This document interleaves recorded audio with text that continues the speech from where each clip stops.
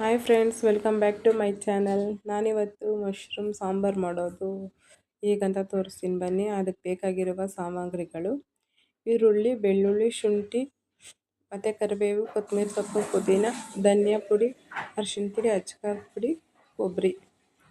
ಇಷ್ಟು ಎಲ್ಲ ರೆಡಿ ಮಾಡಿ ಇಟ್ಕೊತೀನಿ. ಮಸಾಲೆಗೆ ನಾನು ಏನೇನು ಹಾಕ್ಕೊತೀನಿ ಅಂತ ನೋಡೋಣ ಬನ್ನಿ. ಆಮೇಲೆ ನಾನು ಹಸಿ ಬಟಾಣಿ ತಂದು ಸುಲಿದಿಟ್ಕೊಂಡಿದ್ದೀನಿ.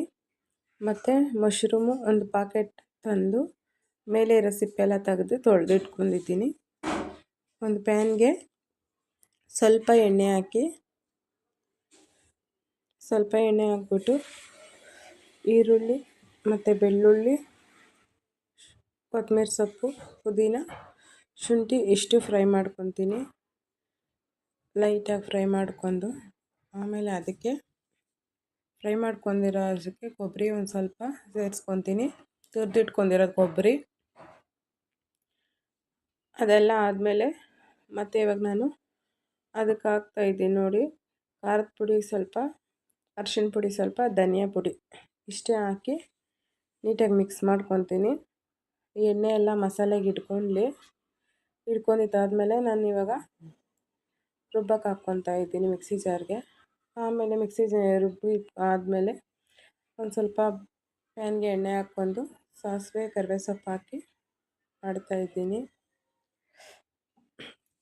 ಒಗ್ಗರಣೆ ಕೊಟ್ಕೊಂಡು ಆಮೇಲೆ ಹಸಿ ಬಟಾಣಿ ಸ್ವಲ್ಪ ಎಣ್ಣೆಲಿ ಒಂಚೂರು ಫ್ರೈ ಮಾಡ್ಕೊಂಡು ಆಮೇಲೆ ಅದಕ್ಕೆ ಸ್ವಲ್ಪ ಮಶ್ರೂಮ್ ಸೇರಿಸ್ಕೊಂಡು ಮಶ್ರೂಮು ಸ್ವಲ್ಪ ಎಣ್ಣೆಲಿ ಲೈಟಾಗಿ ಫ್ರೈ ಮಾಡ್ಕೊಬೇಕು.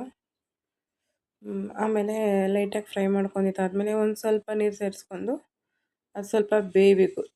ಒಂದು ಲೋಟ ಆಗೋಷ್ಟು ನೀರು ಹಾಕ್ಬಿಟ್ಟು ಬೇಯಿಸ್ಕೋಬೇಕು. ಯಾಕಂದರೆ ಬಟಾಣಿ ಬೇಯಬೇಕಲ್ಲ, ಮಶ್ರೂಮು ಬೇಯಬೇಕು. ಹಂಗಾಗಿ ಜಾಸ್ತಿ ಎಣ್ಣೆಯಲ್ಲೇ ಫ್ರೈ ಮಾಡಿದ್ರೂ ಚೆನ್ನಾಗಿರಲ್ಲ.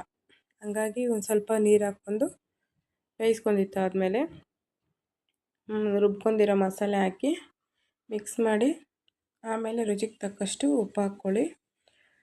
ಇದು ಚಪಾತಿಗೆ, ಮುದ್ದೆಗೆ, ದೋಸೆಗೆ, ರೈಸ್ಗೆ ಎಲ್ಲ ಚೆನ್ನಾಗಿರುತ್ತೆ. ನೀವು ಒಂದ್ಸರಿ ಟ್ರೈ ಮಾಡಿ. ಫೈನಲ್ ಈ ಥರ ಇತ್ತು. ನಾನು ಮುದ್ದೆ ಜೊತೆ